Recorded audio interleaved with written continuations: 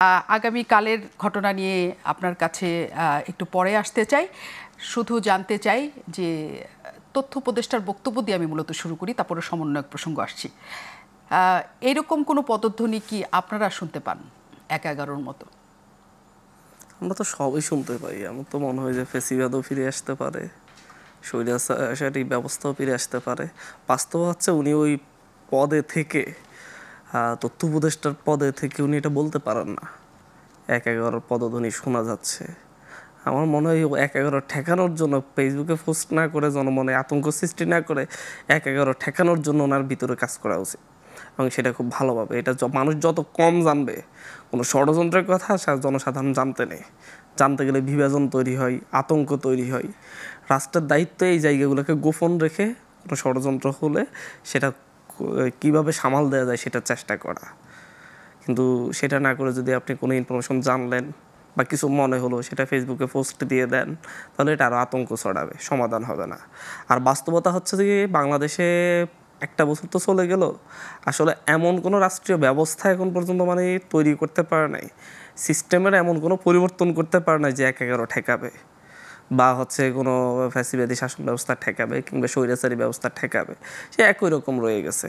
আপনি দেখেন যে পুলিশ প্রশাসন, কোন থানায় পুলিশ এখন ঘুষ নেয় না।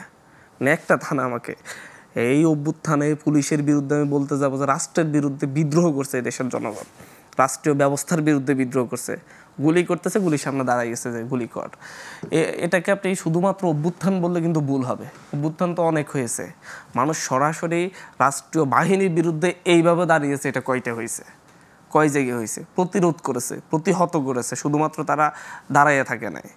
তো এই বিদ্রোহের পরে আপনার এই রাষ্ট্রীয় ব্যবস্থা যে সংস্কৃতি, সেটার পরিবর্তন না করে আপনি যদি শুধুমাত্র বুলি আওড়ান, তাহলে তো সমস্যার। এই বুলি আওড়াইতে আওড়াইতে তো ১ বছর শেষ হয়ে গেল, আর কত।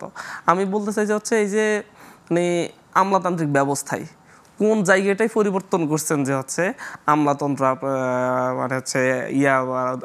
লালফিতার দৌরাত্ম্য থাকবে না, রাজনৈতিক ওইভাবে প্রভাব থাকবে না। আপনি কোন পরিবর্তনটা করছেন? আপনি কয়জন এই যে আওয়ামী ফ্যাসিজম কায়েমে ছিলেন, এই ১ বছরে পরিবর্তনের জন্য আপনারা তো ওয়াচডগ হিসেবে ছিলেন। ফ্যাসিজম কায়েমে ওয়াচডগ হিসেবে কি আমরা একটা পলিটিক্যাল পার্টি করছে, সবাই watchdog, BNP watchdog, NCP watchdog, party অনেক পরে করেছেন, আগে তো আপনারা। আপনারা বলতে আপনি কতজনকে বুঝান আমি জানি না, কারণ ৫ তারিখ সন্ধ্যাবেলা থেকে আমাদের হাত থেকে সব চলে গেছে। ওয়াচডগ হিসেবে আমরা থাকতে চেয়েছি, আমাদেরকে আসলে রাখা হয়েছে? কোথায় রাখা হয়েছে? আপনার একজন উপদেষ্টা তার পছন্দের একজন পিএস নিয়ে দিল, তার মনে হলো যে আমি অমুক স্টুডেন্ট নিই বা অন্য কাউকে নিয়ে পিএস নিই, এটা কি ওয়াচডগ হয়ে যাওয়া? এটাকে ওয়াচডগ বলে না তো। তার সুবিধার জন্য সে কারা দিয়ে কাজ করে দিতে পারবে সে তাকে নিচ্ছে।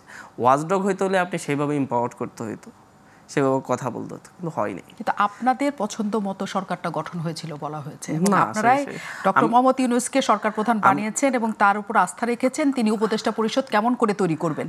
তাহলে ৫ তারিখে আপনাদের কাছ থেকে কেমন করে পুরোটা চলে যায়? আমরা তো স্বীকার করতেছি যে ডক্টর ইউনূসের নামটা প্রপোজাল আমরা দিয়েছি, কিন্তু আমাদের কথাই তো পুরো সরকার গঠন হয়নি। পুরো সরকারে গঠন হয়েছে ধরেন উপদেষ্টা, শিক্ষা উপদেষ্টা বিএনপি পছন্দে বসে আবার কোন বিশ্ববিদ্যালয়ে কাকে ভিসি করবে সেটা বিএনপির মহাসচিব থেকে নাম দিয়ে দিছে। এই পরিবর্তন এতটুকুই হয়েছে, আগে শিক্ষা উপদেষ্টা হইয়া আওয়ামী লীগ থেকে নাম প্রস্তাব নিত কোনো বিশ্ববিদ্যালয়ে কারা বসাবো, এখন বিএনপি থেকে নাম প্রস্তাব নিচ্ছে কোন বিশ্ববিদ্যালয়ে কাকে বসাবো। পরিবর্তন এতটুকুই। আসলে আমরা যে স্বপ্ন দেখছি এটাকে তারা জাস্ট একটা স্যার, আমাদের রক্তের বিনিময়ে, আমাদের ভাই বারাদার রক্তের বিনিময়ে তারা একটা চেয়ার পাইছে। এই স্যারটাকে কীভাবে তারা দখল করে রাখবে, কীভাবে এই স্যারে বসে আরামায়েশ করবে, কীভাবে কোনো সিস্টেম পরিবর্তনের কোনো উপদেষ্টাই নট এ সিঙ্গেল অ্যাডভাইজার চেষ্টা করে নাই। সেটা মাহফুজ আলম বলেন, আসিফ মাহমুদ বলেন, সেটা অন্য উপদেষ্টা বলেন, আমি কাউকে দেখি নাই সিস্টেম পরিবর্তনের চেষ্টা করছে।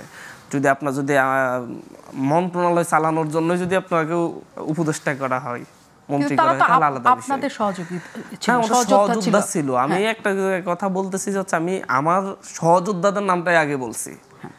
আমি যতটুকু জানি তারা খুবই কোণঠাসা, এবং 23 জন উপদেষ্টার মধ্যে 2 জন অভ্যুত্থানের প্রতিনিধি থাকা, এটা চাপের বিষয়। সব কিছু তাদেরকে কেন্দ্র করে হতে হয়, তাদের দিকে তাকাই আছে।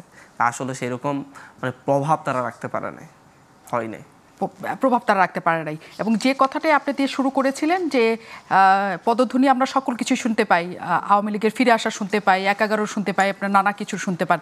তথ্য উপদেষ্টার এই বক্তব্যটা শুধুমাত্র আপনি ব্যক্তিগত বক্তব্য হিসেবে মনে করেন কিনা, নাকি আসলে তথ্য আছে তার কাছে? আমি মনে করি তথ্য উপদেষ্টা ব্যক্তিগত পোস্ট দিয়েছে, নাকি হচ্ছে সরকারি মানে হচ্ছে সরকারের পক্ষ থেকে সরকারের মুখপাত্র হিসেবে দিয়েছে, সেটা আমি বলতে চাচ্ছি না। আমি বলতে চাচ্ছি যে এটা ওনার দেওয়া উচিত হয়নি। উনি যদি জেনেও থাকেন, এরকম কিছু হয়েও থাকে, সরকারের ভিতরে আলোচনাও হয়ে থাকে, এটা পোস্ট দিয়ে আতঙ্ক সৃষ্টি করার প্রয়োজন নেই। এটা কিভাবে ঠেকানো যায় সেটা নিয়ে বিতর্কের প্ল্যানিং করা দরকার ছিল।